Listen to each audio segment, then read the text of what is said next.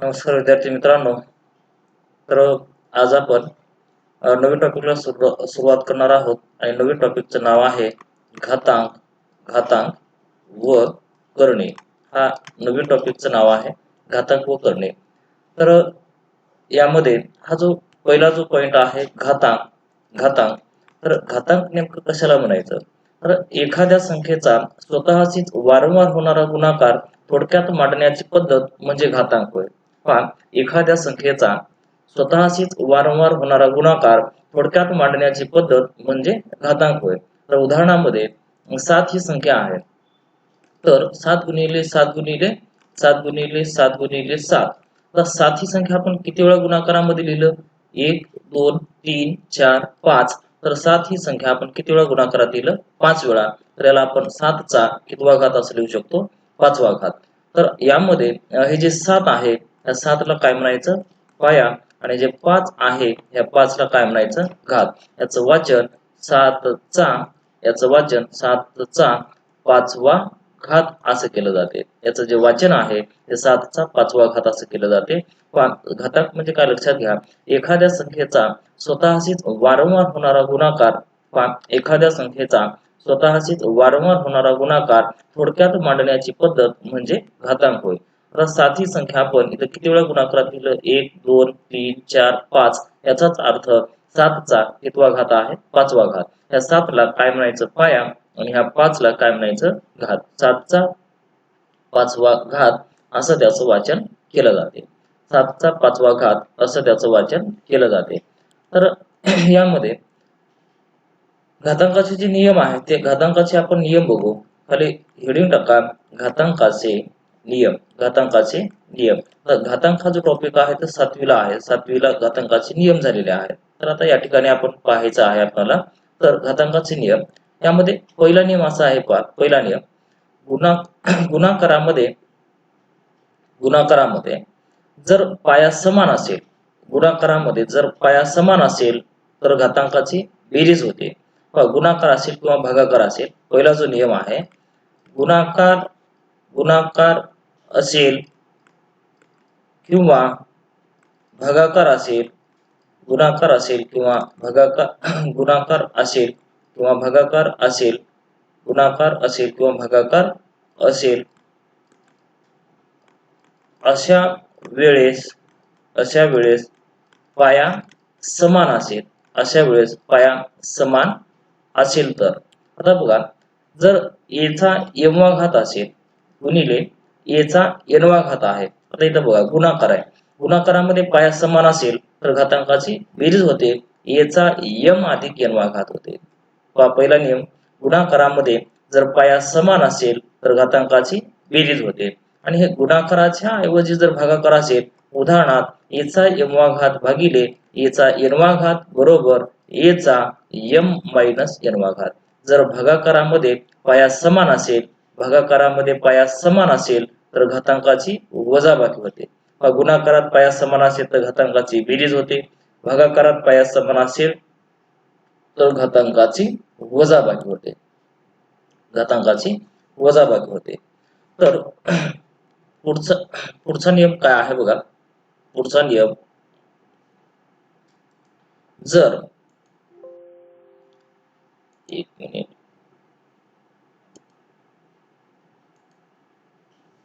पुढचा जो नियम आहे, पुढचा नियम, जर गुणाकारामध्ये जर पुढचा नियम असा आहे, जर घाताचा घात असेल, आता उदाहरणार्थ a चा m वा घात कंसाचा n वा घात आहे, a चा m वा घात कंसाचा n वा घात आहे, तर त्याला घातांकाचा जो आहे तो घातांकाचा गुणाकार होतो. a चा m वा घात कंसाचा n वा घात असं जर असेल तर त्याचा जे घात आहे, घाताचा घात असेल तर घातांकाचा गुणाकार होतो. a चा m वा घात कंसाचा n वा घात असेल तर त्याला a चा m गुणिले n वा घात असं लिहू शकतो. घाताचा घात असेल तर घातांकाचा गुणाकार होतो. उदाहरणामध्ये 2 चा तिसरा घात कंसाचा वर्ग असं जर असेल तर ह्या 2 चा हे 3 गुणिले 2, तर 2 चा 2 त्रिक कितवा घात येते? 6वा घात. जर घाताचा घात असेल तर घातांकाचा गुणाकार होतो. पुढचा नियम असा आहे बघा, कोणत्याही संख्येचा घात 1 असेल, कोणत्याही संख्येचा घात 1 असेल तर त्याची किंमत तीच संख्या असते. म्हणजे 2चा पहिला घात असेल तर 2 येईल, 2चा 3चा पहिला घात असेल तर 3 येईल. म्हणजे कोणत्याही संख्येचा घात 1 असेल तर त्याची किंमत तीच संख्या असते. पुढच्या ओळीमधील पुढचा नियम पहा. कोणत्याही संख्येचा घात 0 असेल तर त्याची किंमत 1 असते. कोणत्याही संख्येचा घात 0 असेल तर त्याची किंमत किती असते? 1 असते. उदाहरणार्थ 2चा शून्य घात असेल तर 1 येईल किंवा 3चा शून्य घात असेल तर 1 येईल. कोणत्याही संख्येचा घात 0 असेल तर त्याची किंमत 1 असते. आता उदाहरणामध्ये बघा, उदाहरणामध्ये जर 2 गुणिले 2 गुणिले 2 आहे आणि छेदामध्ये सुद्धा 2 गुणिले 2 गुणिले 2 आहे, तर त्याला आपण असं लिहू शकतो का? 2चा तिसरा घात भागिले 2चा तिसरा घात. भागाकारात पाया समान असेल तर घातांकाची वजाबाकी होते. 2चा 3 - 3 म्हणजे 2चा 0 घात आणि 2चा 0 घात म्हणजे 1. याचं कारण असं आहे बघा, हे 2 दोन्ही 4 दोन्ही 8 अंशामध्ये या छेदामध्ये 2 दोन्ही 4 दोन्ही 8, 8 न 8ला भागलं कितीचा भाग जाते? 1चा. म्हणजेच कोणत्याही संख्येचा घात 0 असेल तर त्याची किंमत किती असते? 1 असते. आता पुढचा नियम काय आहे लक्षात घ्या.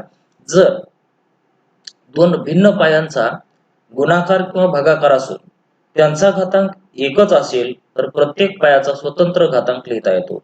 म्हणजे जर असा असेल a गुणिले b कंसाचा एवढा घात असेल, दोन भिन्न पायांचा गुणाकार किंवा भागाकार असेल a छेद b कंसाचा एवढा घात आहे.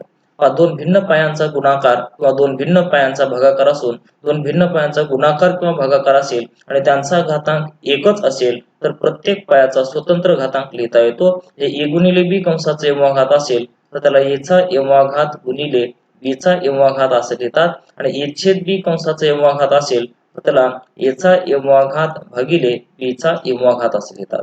दोन भिन्न पायांचा गुणाकार किंवा भागाकार असून त्यांचा घातांक एकच असेल तर ह्या प्रत्येक पायाचा स्वतंत्र घातांक लिहिता येतो. दोन भिन्न पायांचा गुणाकार असेल, आता उदाहरणामध्ये जर असं असेल 3 गुणिले 5 आणि कंसाचा चौथा घात आहे. 3 गुणिले 5 कंसाचा चौथा घात असेल तर त्याला आपण 3 चा चौथा घात गुणिले 5 चा चौथा घात असे लिहू शकतो. किंवा 3/5 कंसाचा चौथा घात असेल तर त्याला 3 चा चौथा घात भागिले 5 चा चौथा घात असे लिहिता येते. दोन भिन्न पायांचा गुणाकार किंवा भागाकार असून त्यांचा घातांक एकच असेल तर प्रत्येक पायाचा स्वतंत्र घातांक लिहिता येतो. प्रत्येक पायाचा स्वतंत्र घातांक लिहिता येतो. पुढचा जो नियम आहे, पुढचा नियम पहा. जर असं असेल 2चा a चा एवढा घात असेल, a चा एवढा घात असेल तर हे 1 a चा मायनस एवढा घात होते बघा. जर अंशामध्ये जर धनघात असेल, अंशामध्ये जर धनघात असेल तर छेदामध्ये आल्यानंतर त्या संख्येचा ऋणघात होतो. जर a चा एवढा घात अंशात असेल तर त्याला 1/a चा मायनस एवढा घात असे लिहिता येते. उदाहरणार्थ हे 3चा वर्ग असं जर असेल तर त्याला आपण 1/3 चा मायनस दुसरा घात लिहू शकतो. पहा, 3चा जर वर्ग असेल, 3चा वर्ग असेल, अंशामध्ये जर धनघात असेल, अंशात जर धनघात असेल तर छेदामध्ये आल्यानंतर त्याच संख्येचा ऋणघात होतो. अंशात जर धनघात असेल तर छेदात आल्यानंतर त्या संख्येचा ऋणघात होतो. जर असं असेल a चा मायनस एवढा घात असेल, a चा मायनस एवढा घात असेल, अंशात जर ऋणघात असेल तर छेदामध्ये आल्यानंतर त्या संख्येचा धनघात होतो. a चा मायनस एवढा घात अंशात जर ऋणघात असेल तर छेदामध्ये आल्यानंतर त्या संख्येचा धनघात होतो. जर समजा असं असेल a छेद b कंसाचा एवढा घात असेल, a छेद b कंसाचा एवढा घात असेल तर ह्या a छेद b कंसाचा एवढा घातला हे a छेद b च जर आपण b छेद a केलं, a छेद b च b छेद a केलं तर धनघात असेल तर ऋण होतो, धनघात असेल तर ऋण होतो आणि ऋणघात असेल तर धन होतो. किंवा जर असं असेल a छेद b चा मायनस एवढा घात असेल, a छेद b चा मायनस एवढा घात असेल तर घात ऋण असेल तर ह्या a छेद b च जर b छेद a केलं, a छेद b च b छेद a केलं तर मायनस m असेल तर प्लस घ्या, प्लस असेल तर मायनस घ्या, मायनस असेल तर प्लस घ्या. जर समजा पहा जर एडव्या मुळात ए गुणिले एडव्या मुळात बी असं जर असेल, पहा एडव्या मुळात ए गुणिले एडव्या मुळात बी असं जर असेल, पहा हे कोटी जर समान असेल, हे एन म्हणजे कोटी राहते बघा, हे एन म्हणजे कोटी, जर कोटी समान असेल तर त्याला आपण एडव्या मुळात ए गुणिले बी असं घेऊ शकतो. जसं उदाहरणार्थ जर असं असेल वर्गमुळात 3 गुणिले वर्गमुळात 5 असेल, जर दोन्ही संख्या वर्गमुळात असतील तर एकाच वर्गमुळात 3 गुणिले 5 एकाच वर्गमुळात 5 त्रिक किती घेऊ शकतो आपण 15. जर समजा असं असेल एनव्या मुळात ए भागिले एनव्या मुळात बी असं जर असेल तर त्याला आपण एनव्या मुळामध्ये ए छेदामध्ये बी असं घेऊ शकतो, ए छेद बी असं घेऊ शकतो आपण. म्हणजेच जर असं असेल वर्गमुळात 18 भागिले वर्गमुळात 2 असं जर असेल तर त्याला एकाच वर्गमुळात 18 भागिले 2 म्हणजेच वर्गमुळात 18 ला 2 न भागलं 9 चा भाग जाईल आणि 9 चा वर्गमूळ काढला तर किती येते 3 येते. म्हणजे एनव्या मुळात ए भागिले एनव्या मुळात बी असं जर असेल तर एनव्या मुळामध्ये ए छेदामध्ये बी असं घेऊ शकतो. म्हणजेच वर्गमुळात 18 भागिले वर्गमुळात 2 असं जर असेल तर एकाच वर्गमुळात 18 भागिले 2 म्हणजे 2 न 18 ला भागलं 2 ने 18 ला भागलं तर कितीचा भाग जातो 9 चा, आणि हे 9 चं जे वर्गमूळ आहे ते 9 चं वर्गमूळ किती येते 3 येते. आता बघा जर असं असेल पहा एडव्या मुळात ए एडव्या मुळात ए कंसाचा एमवा घात असेल, एडव्या मुळात ए कंसाचा एमवा घात असेल तर त्याला आपण असं लिहू शकतो बघा, ए चा जे घात आहे ते कुठे घ्यायचं अंशात घ्यायचं, आणि जे हे जे कोटी आहे ते कोटी कुठे घ्यायचं छेदात. म्हणजे एनव्या मुळात ए कंसाचा एमवा घात असेल त्याला ए चा एम छेद एनवा घात असं घेऊ शकतो, एम छेद एनवा घात असं लिहू शकतो. उदाहरणार्थ घनमुळात 8 आहे, घनमुळात 8 आहे आणि कंसाचा वर्ग घनमुळात 8 कंसाचा वर्ग असेल तर 8 चा जे घात आहे ते अंशात घ्यायचं आणि जे कोटी आहे ते छेदात घ्यायचं. याचाच अर्थ असा होते हे 8 म्हणजे 2 चा घन, 8 म्हणजे 2 चा घन आणि कंसाचा हे 2 छेद तिसरा घात. म्हणजे पहा आता हे घन म्हणजे 3 आणि 2 छेद 3 या दोघांचा घाताचा घात असेल तर घातांकाचा गुणाकार होतो. हे गुणाकारातलं 3 भागाकारातलं 3 कॅन्सल होते, शिल्लक 2 चा वर्ग राहते आणि या 2 चा वर्ग किती येते 4 येईल. लक्षात घ्या जर इथंच पहा हे घनमुळामध्ये 8 आहे आणि कंसाचा काय आहे वर्ग, घनमुळात 8 कंसाचा वर्ग आहे. ह्या 8 चं घनमूळ काय येईल 2 येईल, 8 चं घनमूळ 2 येईल आणि कंसाचा वर्ग करा, ह्या 2 चा वर्ग किती येते 4 येईल. ह्या 8 घनमुळात आहे, 8 चे घनमूळ 2 येईल, कंसाचा वर्ग 2 चा वर्ग 4. आता हे बघा याचा दोन्हीची ही किंमत किती आली 1 आली. म्हणजेच एडव्या मुळात एक कंसाचा एमवा घात असेल तर त्याला ए चा एम छेदामध्ये एनवा घात असा आपण घेऊ शकतो. पुढचा नियम पहा, जर असं असेल एनव्या मुळात ए कंसाचा एमवा घात असेल तर त्याला आपण काय लिहिलं ए चा जे घात आहे ते अंशात घ्या आणि जे कोटी आहे ते छेदात घ्या. यालाच आपण असं लिहू शकतो बघा. याचा अर्थ काय होते बघा, जर एनव्या मुळात ए असेल आणि कंसाचा एमवा घात आहे तर त्याला ह्या एनव्या मुळात जे ए आहे त्याला 1 छेद एनवा घात असं लिहू शकतो. आता बघा याचा अर्थ असा होते जर वर्गमुळात 3 असेल तर 3 चा 1 छेद दुसरा घात, हे वर्गमुळाचं कोटी काही नाही म्हणजे 2 राहते, म्हणजे 3 चा 1 छेद दुसरा घात. जर घनमुळात 5 असेल तर त्याला 5 चा 1 छेद हे घनमूळ जे आहे ते कुठे येते छेदात येते. जर 5व्या मुळात 7 असेल तर त्याला आपण 7 चा हे 1 छेद 5वा घात घेऊ शकतो. म्हणजे जर एनव्या मुळात ए असेल तर त्याला ए चा 1 छेद एनवा घात असं घेऊ शकतो. म्हणजे एनव्या मुळात ए म्हणजे ए चा 1 छेद एनवा घात आणि कंसाचा कितवा घात आहे, m वा घात आहे. म्हणजेच a चा हे 1/n गुणिले m, m च्या छेदात काही नाही म्हणजे 1 राहते. 1 गुणिले m काय होईल, m होईल आणि n गुणिले काय होईल, n होईल. म्हणजेच a चा m छेदामध्ये कितवा घात येते, n वा घात. पण हे एवढं सारं करत बसल्यापेक्षा हे एवढं लक्षात ठेवा, जर n व्या मुळात a चा m वा घात असेल तर a चा जे घात आहे m, जे घात आहे ते अंशात घ्यायचं आणि जे कोटी आहे ते कुठे घ्यायचं, छेदात घ्यायचं. आता बघा, जर असं असेल n व्या मुळात a कंसाचा m वा घात असेल, n व्या मुळात a कंसाचा m वा घात असेल तर त्याला आपण असं लिहू शकतो बघा की n व्या मुळात a चा m वा घात. जे कंसाचा m वा घात आहे त्याला आपण त्या a चा m वा घात असं लिहू शकतो. उदाहरणार्थ जर घनमुळात 8 आहे आणि कंसाचा वर्ग आहे, त्याला कसं लिहिलेलं आहे आपण, n व्या मुळात a चा m वा घात म्हणजे घनमुळात 8 चा जे कंसाचा वर्ग आहे त्याला आपण 8 चा वर्ग लिहिलं. आता या दोघांची किंमत कशी यायला पाहिजे, समान यायला पाहिजे. दोघांची किंमत समान यायला पाहिजे. आता बघा, हे घनमुळात 8 आहे, 8 चे घनमूळ, 8 चे घनमूळ किती, 2 कंसाचा वर्ग, या 2 चा वर्ग किती येते, 4. घनमुळात 8, 8 चं घनमूळ 2 कंसाचा वर्ग, 2 चा वर्ग किती येते, 4 येईल. जर समजा हे घनमुळात 8 चा वर्ग किती आहे, 64.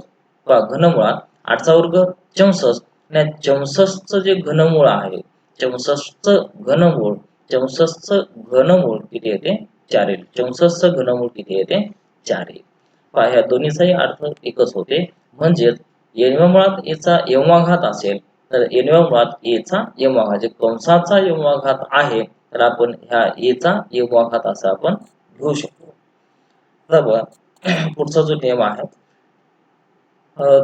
10, 100, 1000 अशा संख्यांना 10 पाय असलेल्या घातांकित संख्येत जर रूपांतर करायचं झालं, उदाहरणामध्ये हे 10 आहे, त्यानंतर 100 आहे, 1000 आहे, 10,000 आहे, त्यानंतर 1,00,000 आहे, तर अशा संख्यांना 10 पाय असलेल्या घातांकित संख्येत जर रूपांतर करायचं झालं तर आता बघा, पायाच्या ठिकाणी 10 लिहा, हे 1 वर किती झिरो आहेत, 5 झिरो, तर हे 10 चा 5वा घात येईल.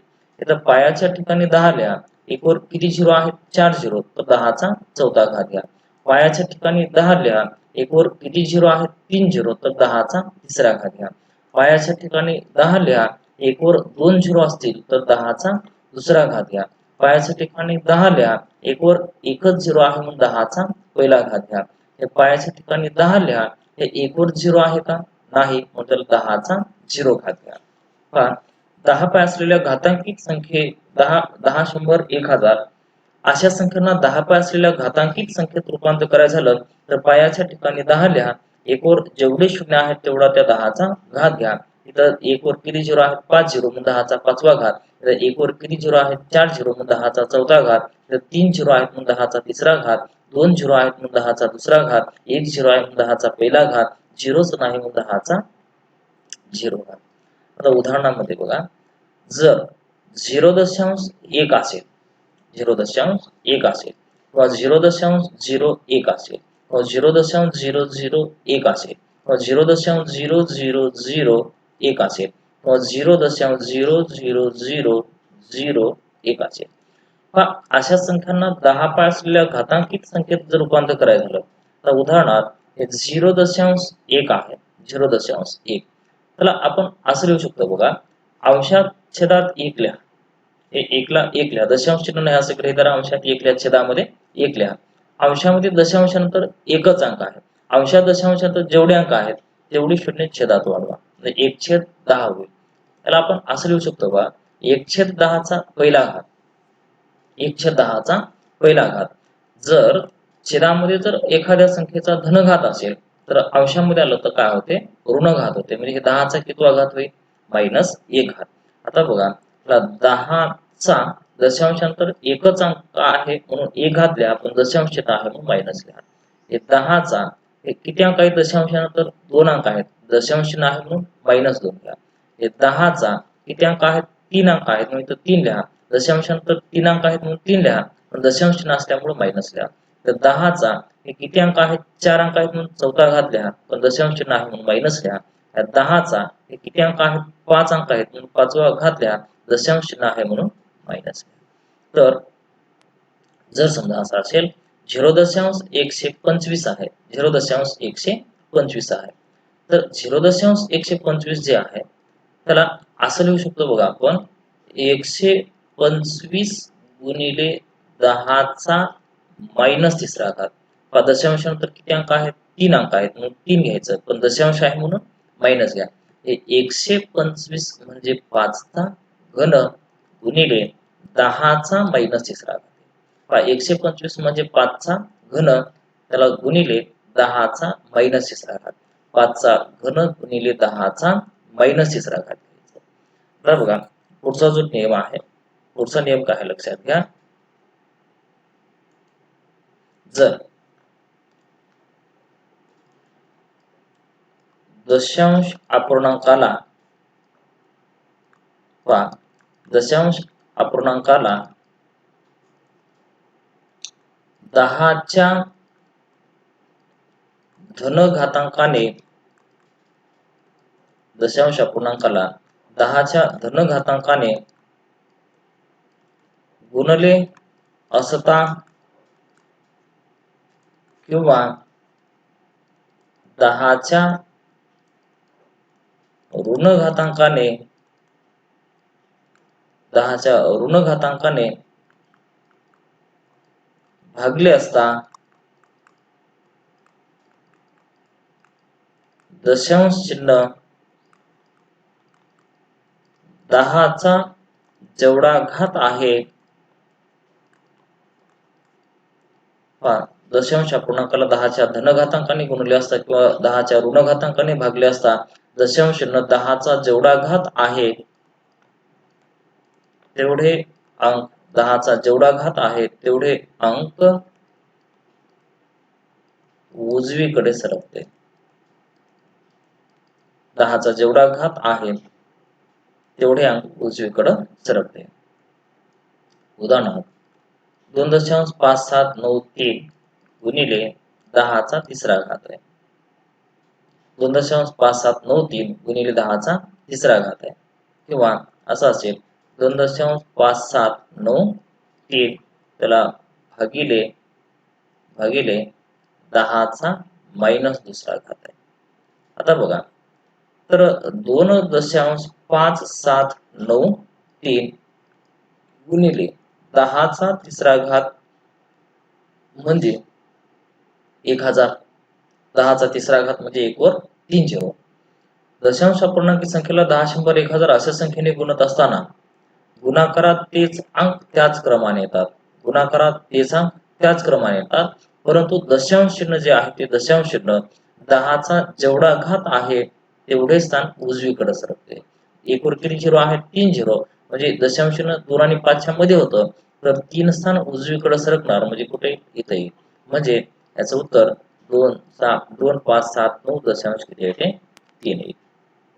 आता बघा, हे एवढं सारं करण्याच्या ऐवजी एवढं लक्षामध्ये ठेवा की दशांश अपूर्णांकाला 10च्या धनघातांकाने गुणले असता किंवा ऋणघातांकाने भागले असता दशांश चिन्ह 10चा जेवढा घात आहे तेवढे स्थान उजवीकडे सरकते. तर 10चा कितवा घात आहे? तिसरा घात. मग 10चा तिसरा घात आहे, मग दशांश चिन्ह किती स्थान उजवीकडे सरकणार? 3 स्थान, म्हणजे 9 आणि 3च्या मध्ये. म्हणजे याचा अर्थ असा होते 2.579 आणि इथं दशांश चिन्ह येईल आणि इथं 3 येईल. किती? तिसरा घात आहे, मग किती स्थान उजवीकडे सरकते? 3 स्थान. तर याला बघा असं लिहू शकतो का आपण, 2.5793 छेदामध्ये घात कसा आहे? ऋण. मग छेदामध्ये जर ऋण घात असेल तर अंशामध्ये आलं तर कितवा घात होते? धन. -2चं काय होते? +2. मग 10चा कितवा घात आहे? दुसरा घात. मग 10चा दुसरा घात असेल तर दशांश चिन्ह 2 स्थान उजवीकडे सरकते, म्हणजे 257 आणि इथं दशांश 93 येईल. 257 दशांश किती येते? 93 येते.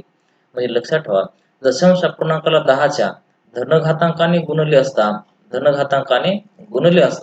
किंवा 10च्या ऋणघातांकाने भागले असता दशांश चिन्ह 10चा जेवढा घात आहे तेवढे स्थान कोणीकडे सरकते, उजवीकडे सरकते. 10चा जेवढा घात आहे तेवढे स्थान दशांश चिन्हाला कोणीकडे सरकवायचं आहे, उजवीकडं. आता पुढचा नियम काय आहे बघा.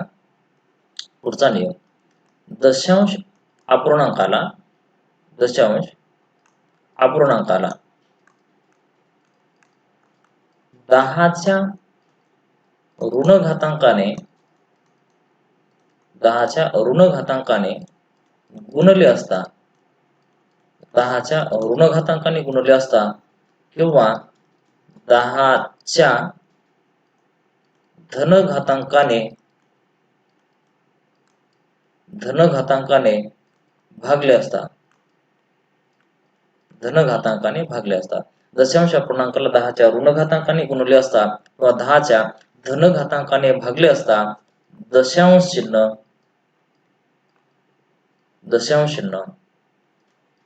10चा जेवढा घात आहे दशांश चिन्ह 10चा जेवढा घात आहे तेवढे स्थान डावीकडे सरकते.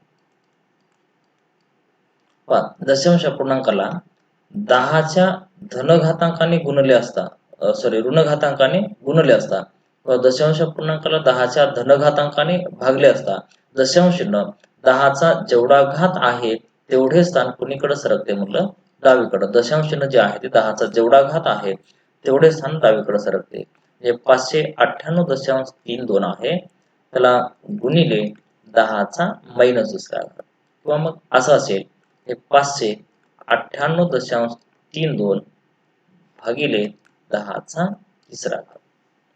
आता बघा, तर याला आपण असं लिहू शकतो का सांगा. 598.32 आता अंशामध्ये 10चा ऋण घात आहे. जर अंशामध्ये जर ऋण घात असेल तर छेदामध्ये आल्यानंतर काय होईल, धन घात होईल. म्हणजे अंशात जर 10चा मायनस दुसरा घात असेल तर छेदामध्ये आल्यानंतर 10चा दुसरा घात होईल. आता बघा, हे 598.32 हा 10चा कितवा घात आहे, दुसरा घात. 10चा दुसरा घात म्हणजे काय, 100. 100ने भागणे म्हणजे दशांशांना आहे तिथून 2 स्थान डावीकडे नेणे, म्हणजे इथं 5.9832. आता इथं बघा, हे 598.32 आहे भागिले 10चा तिसरा घात म्हणजे किती, 1000. ह्या 1000 न भागणे म्हणजे दशांश चिन्ह आहे तिथून किती स्थान डावीकडे नेणे, 3 स्थान. म्हणजे हे 3 स्थान डावीकडे नेणे म्हणजे 5च्या डाव्या बाजूला दशांश येते, म्हणजे असं होईल 0.598332 येईल. म्हणजे लक्षात ठेवा, जर दशांश अपूर्णांकाला 10च्या ऋण घातांकाने गुणणे आणि 10च्या धन घातांकाने भागणे ह्या दोन्हीचाही अर्थ एकच आहे. म्हणजे अंशात जर ऋण घात असेल तर छेदामध्ये आल्यानंतर काय होते, धन घात होते. दशांश अपूर्णांकाला 10च्या ऋण घातांकाने गुणले असता व 10च्या धन घातांकाने भागले असता दशांश चिन्ह 10चा जेवढा घात आहे तेवढे स्थान दशांश चिन्ह डावीकडे सरकते. आता बघा, एकदा सर्व जे नियम आहेत एकदा आपण सर्व नियमाचा विचार करू. पहा, पहिला नियम काय आहे बघा. जर गुणाकारात पाया समान असेल तर घातांकाची बेरीज होते. म्हणजे a चा m वा घात गुणिले a चा n वा घात बरोबर a चा m अधिक n वा घात. गुणाकारात पाया समान असेल तर घातांकाची बेरीज होते. दुसरा नियम आहे बघा, जर भागाकारात पाया समान असेल तर घातांकाची वजाबाकी होते. a चा m वा घात भागिले a चा n वा घात बरोबर a चा m मायनस काय येते, n वा घात. जर भागाकारात पाया समान असेल तर घातांकाची वजाबाकी होते. पुढचा नियम आहे, कोणत्याही संख्येचा घात 0 असेल तर त्याची किंमत 1 राहते. त्याच्या पुढचा नियम आहे, कोणत्याही संख्येचा घात 1 असेल तर त्याची किंमत तीच संख्या येते. पुढचा नियम आहे, दोन भिन्न पायांचा गुणाकार असेल, दोन भिन्न पायांचा गुणाकार असून त्यांचा घातांक एकच असेल तर प्रत्येक पायाचा स्वतंत्र घातांक लिहिता येतो. म्हणजे a चा m वा घात गुणिले b चा m वा घात. पुढचा नियम असा आहे, दोन भिन्न पायांचा भागाकार असून त्यांचा घातांक एकच असेल तर प्रत्येक पायाचा स्वतंत्र घातांक लिहिता येतो. हे a छेद b कंसाचा m वा घात असेल तर a चा m वा घात भागिले b चा m वा घात लिहिता येते. पुढचा नियम असा आहे बघा, जर घाताचा घात असेल तर घातांकाचा गुणाकार होतो. घाताचा घात असेल तर घातांकाचा गुणाकार होतो. जर पुढचा नियम असा आहे बघा, जर एचा एमवा घात असेल, अंशात जर धनघात असेल तर छेदामध्ये आल्यानंतर त्या संख्येचा जो घात आहे तो मायनस होतो. किंवा त्याच्या उलट इथं एचा मायनस एमवा घात असेल तर छेदामध्ये आल्यानंतर एचा एमवा घात होतो. म्हणजे अंशात जर ऋण घात असेल तर छेदामध्ये आल्यानंतर त्या संख्येचा धनघात होतो. पुढं आहे ए छेद बी कंसाचा एमवा घात आहे. ए छेद बी कंसाचा एमवा घात असेल तर ह्या ए छेद बी जर बी छेद ए केलं, ए छेद बी चं बी छेद ए केलं तर धनघात असेल तर ऋण होते, ऋण असेल तर धन होते. पुढचा नियम असा आहे बघा, हे ए छेद बी कंसाचा मायनस एमवा घात असेल. हा ए छेद बी कंसाचा मायनस एमवा घात असेल तर ह्या ए छेद बी चं बी छेद ए केलं, ए छेद बी चं बी छेद ए केलं जर ऋणघात असेल तर धन होते, धनघात असेल तर ऋण होते. त्यानंतरचा पुढचा नियम असा आहे बघा, पुढचा नियम जर एनव्या मुळात ए गुणिले एनव्या मुळात बी असं जर असेल तर ओटी जर समान असेल तर एनव्या मुळात ए गुणिले बी असं लिहिता येते. त्याच्याच पुढचा नियम असा आहे बघा, एनव्या मुळात ए भागिले एनव्या मुळात बी असं जर असेल तर एनव्या मुळामध्ये ए छेदामध्ये बी असं घेता येते. पुढचा नियम असा आहे, पुढचा जो नियम आहे, जर एनव्या मुळात ए कंसाचा एमवा घात असेल तर त्याला आपण असं लिहू शकतो, एचा जे घात आहे ते अंशात घ्यायचं आणि जे कोटी आहे ते कुठे घ्यायचं, छेदामध्ये. एनव्या मुळात ए कंसाचा एमवा घात असेल त्याला एचा जे घात आहे ते अंशात घ्या आणि जे कोटी आहे ते कुठे घ्यायचं, छेदामध्ये घ्यायचं. पुढचा नियम असा आहे बघा, जर एनव्या मुळात ए कंसाचा एमवा घात असेल तर त्याला आपण असं लिहू शकतो बघा, या एनव्या मुळात ए जे कंसाचा एमवा घात आहे त्याला आपण एचा एमवा घात असा आपण लिहू शकतो. पुढचा नियम आहे बघा, पुढचा नियम जर एनव्या मुळामध्ये ए आहे, एनव्या मुळात ए आहे, एनव्या मुळात ए आहे. आता बघा, जर हे एनव्या मुळामध्ये काय होतं, ए होतं. आता ज्या कोटीला जर समजा एम न गुणलं आणि एचा जर एमवा घात घेतलं तर ह्या दोघांचा अर्थ सारखा राहतो, ह्या दोघांची किंमत बदलत नाही, दोघांची किंमत बदलत नाही. त्याचं उदाहरण असं आहे बघा, जर घनमुळामध्ये 5 आहे, घनमुळात 5 आहे, तर हे जे घनमुळात हे जे 5 दिलेलं आहे, घनमुळात 5, तर जर हा जे कोटी आहे 2 3, कोटी जे 3 आहे, कोटी जे 3 दिलेलं आहे, जर समजा ह्या कोटीला आपण 2 ने गुणले आणि 5चा जर दुसरा घात घेतलं तर ह्या दोन्हीचा अर्थ एकच होते. म्हणजे 3 दोन्ही 6व्या मुळात 5चा वर्ग 25. म्हणजे तिसऱ्या मुळात घनमुळात 5 याचाच अर्थ या 6व्या मुळामध्ये काय होते, 25. जे कोटीला ज्या संख्येनं गुणलं तेवढाच जर त्या कर्णिश संख्येचा घात घेतलं तर या दोघांचा अर्थ एकच होते, दोघांची किंमत बदलत नाही. तर याचा जो वापर आहे, हा जो नियम आहे, या नियमाचा वापर कधी होते बघा, करणीचा चढता आणि उतरता जर क्रम लावायचा असेल, करणीचा चढता आणि उतरता क्रम जर लावायचं झालं तर ह्या नियमाचा आपल्याला वापर करावा लागतो. म्हणजे कोटीला ज्या संख्येनं गुणलं त्याच संख्येनं ह्या जर घात कर्णिस्थ संख्येचा जर घात घेतलं तर त्या दोघांचा अर्थ एकच राहते. इथं कोटी 3 आहे, कर्णिस्थ संख्या 5 आहे, तर कोटी जे 3 आहे त्याला आपण कितीनं गुणलं, 2 न. कोटीला ज्या संख्येनं गुणलं तेवढा कर्णिस्थ संख्येचा काय घ्यायचा, घात घ्यायचा. कोटीला जर 3 न गुणलं तर 5चा दुसरा घात घ्यायचा.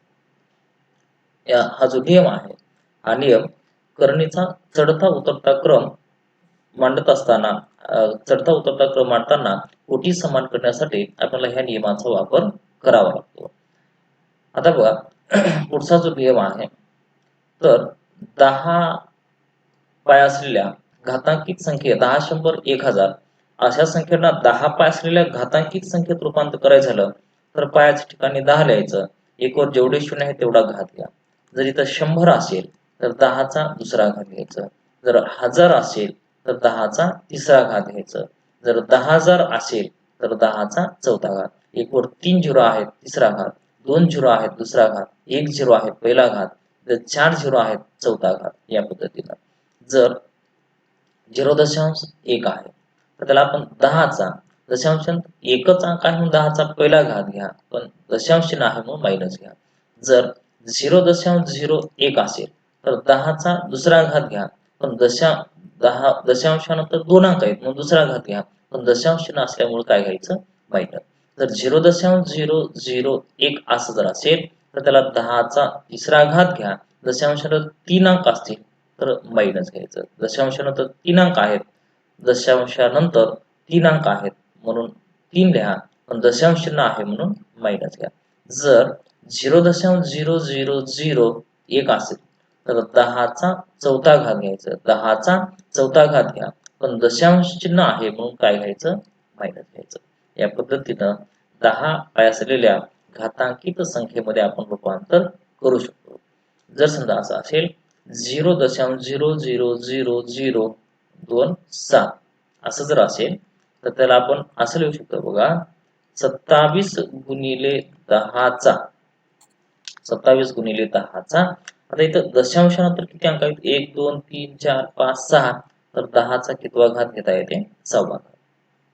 जर समजा यालाच आपण असं जर लिहिलं 2.7 गुणिले 10चा, इथं दशांश चिन्ह कुठे आहे 2 आणि 7च्या मध्ये, हे 2 आणि 7च्या मध्ये आहे म्हणजे दशांश चिन्ह 2 आणि 7च्या मध्ये आहे.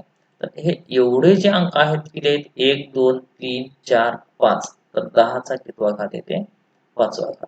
10चा 5वा घात. सॉरी इथं दशांश चिन्ह आहे म्हणून काय घ्यायचं मायनस घ्यायचं. दशांश चिन्ह आहे म्हणून काय घ्यायचं मायनस घ्यायचं. या दोन्हीचा अर्थ एकच होते.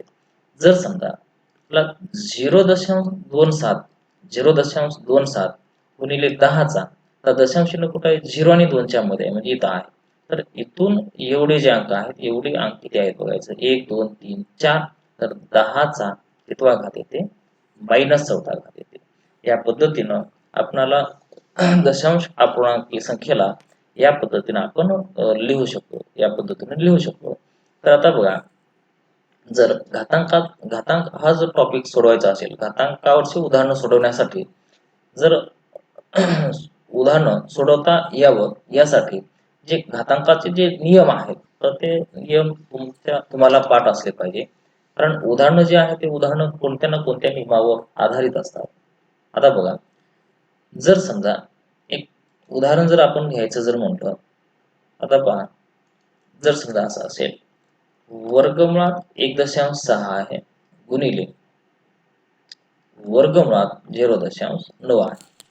आता ह्या दोन्ही संख्या वर्ग आहेत का? आता बघा 1.6 ही जी संख्या आहे ही संख्या वर्ग संख्या नाही. त्याचं कारण असं आहे बघा, दशांशानंतरचे जे अंक आहेत दशांशानंतरचे जे अंक आहेत इथं दशांशानंतर किती अंक आहे एकच अंक आहे. वर्ग आणि वर्गमुळामध्ये आपण बघितलेलं आहे कोणत्याही पूर्ण वर्ग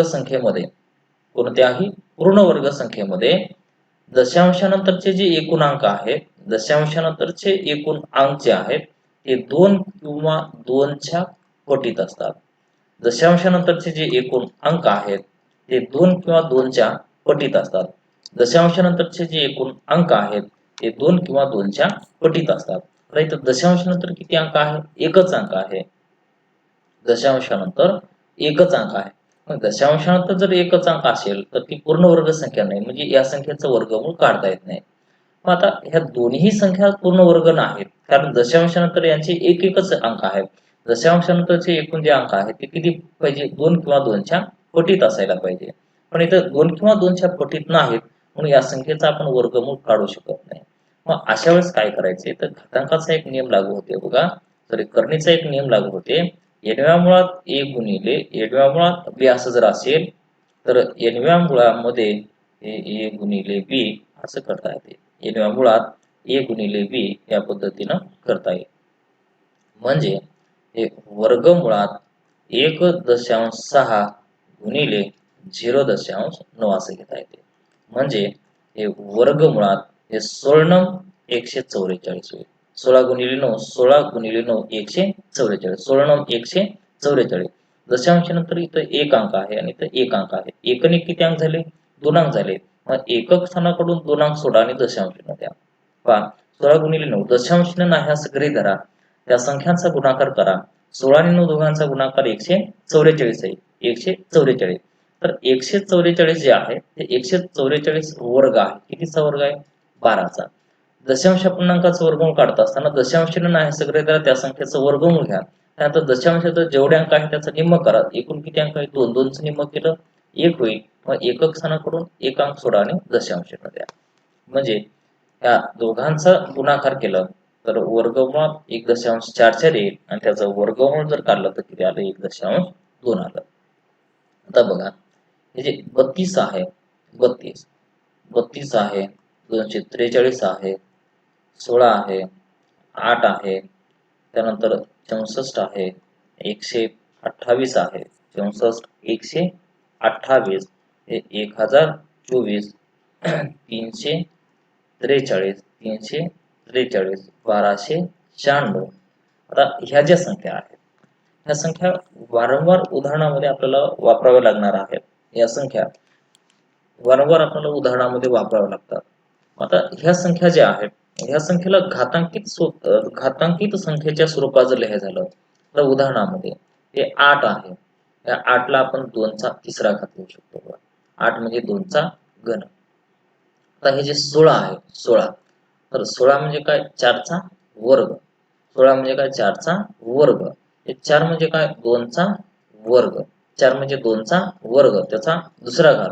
हे 2चा 2चा हे 2 दोन्ही 4. 2चा कितवा घात येईल? चौथा घात येईल. पहा हे जे 32 आहे 32 हे 2चा पाचवा घात. पहा हे 2चा पहिला घात 2 येईल. 2चा वर्ग 4 येईल. 2चा घन 8 येईल. 2चा चौथा घात 16 येईल. 2चा पाचवा घात 32 येईल. 2चा सहावा घात 64 येईल. 2चा सातवा घात 128 येईल. 2चा आठवा घात 256 येईल. आता बघा 64 म्हणजे 4चा घन. 4चा घन म्हणजे 2चा सहावा घात. पायाचं वर्गमूळ घ्यायचं, घातांकाची दुप्पट करायचं. आता बघा हे 128 म्हणजे 2चा कितवा घात? सातवा घात. 128 म्हणजे 2चा सातवा घात. आता हे 343 जे आहे 243 पहा 3चा पहिला घात 3 येईल. 3चा वर्ग 9 येईल. 3चा घन 27 येईल. 3चा चौथा घात 81 येईल. 3चा पाचवा घात 243 येईल. 243 म्हणजे 3चा पाचवा घात. आता बघा हे 343 म्हणजे 7चा घन. 1296 जे आहे ते 36चा वर्ग आहे बघा. 1296 म्हणजे 36चा वर्ग. हे 36 म्हणजे 6चा वर्ग. 36 म्हणजे 6चा वर्ग त्याचा वर्ग. तर ह्या 6चा कितवा घात येते? 2 दोन्ही 4 घात. 6चा 2 दोन्ही 4 घात येईल. आता 1024 जे आहे 1024 म्हणजे 4चा पाचवा घात. 4चा पाचवा घात म्हणजे 2चा 10वा घात. आता हे जे 1024 आहे 1024 त्याला 4 का असलेल्या घातांकी संख्या जर लिहायचं झालं तर 4 न भाग द्यायचं. 4 दोन्ही 8. 4 पंचे 20 4 सक 24. परत 4 न भाग द्या. 4 सक 24 4 4 16. परत 4 न भाग द्या. 4 न कितीचा भाग जाते? 16चा. परत 4 न भागलं तर 4चा भाग जाईल. परत 4 न भागलं तर 1चा भाग जाईल. 4चा हे 1 2 3 4 5 4 न किती वेळा भाग दिलं? 5 वेळा. तर हे 4चा पाचवा घात. पहा 1024 म्हणजे 4चा कितवा घात? पाचवा घात. म्हणजे 4चा पाचवा घात म्हणजे लक्षात घ्या हे 4 म्हणजे 2चा वर्ग. 4 म्हणजे 2चा वर्ग आणि कंसाचा कितवा घात? पाचवा घात. म्हणजे या 2चा 5 गुणिले 2 किती येते? 10वा घात. 4चा पाचवा घात 4 म्हणजे 2चा वर्ग त्याचा पाचवा घात. तर 2चा हे 5 आणि 2 5 दोन्ही कितवा घात येते? 10वा घात. 2चा 10वा घात येईल. तर ह्या ज्या संख्या आहेत ह्या संख्यांना आपल्याला घातांकित संख्येच्या स्वरूपात जर लिहायचं झालं तर या पद्धतीनं करावं लागते. जर समजा 512 आहे 512 तर 512 ला आपण असं लिहू शकतो 8चा घन. 512 म्हणजे काय? 8चा घन. आता हे 8 जे आहे ते 8 ला आपण असं लिहू शकतो 2 चा घन. 512 हा 8 चा घन आहे. 8 ला आपण 2 चा घन लिहू शकतो. 8 म्हणजे 2 चा घन आणि कंसाचा तिसरा घात येईल. म्हणजे 2 चा हे 3 त्रिक कितवा घात येते 9वा घात. 2 चा 3 त्रिक 9वा घात येईल. पहा पुढचा जो नियम आहे लक्षात घ्या. जर समजा असा असेल हे 16 ला आपण असं लिहू शकतो 4 चा वर्ग. 16 म्हणजे 4 चा वर्ग. 4 चा वर्ग 16 चा पहिला घात. 16 चा पहिला घात म्हणजे 4 चा दुसरा घात. काय केलं पायाचं वर्गमूळ घ्यायचं, घाताची दुप्पट करा. पायाचं वर्गमूळ घ्या, 4 चं वर्गमूळ 2 येईल आणि घाताची दुप्पट 2 ची दुप्पट 4 होईल. आता बघा चल हे 64 ला आपण असं लिहू शकतो बघा. 64 म्हणजे 8 चा वर्ग. 64 म्हणजे 8 चा वर्ग. हे 8 म्हणजे 2 चा तिसरा घात आणि कंसाचा दुसरा घात. तर 2 चा 3 दुने 6. जर समजा